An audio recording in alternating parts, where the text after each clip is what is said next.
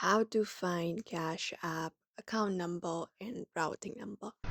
To find your Cash App account and routing numbers, you may follow up these steps. So open up the Cash App on your device first, and once you do so, you can tap on the Money tab represented by a bank icon or a dollar icon. So just go ahead and tap on it. After you go here, it will show you the available balance for yourself. So you can directly select the option of direct deposit and tap on it. Or within this section, you can easily find your routing and account number right under your balance under add cash and cash out.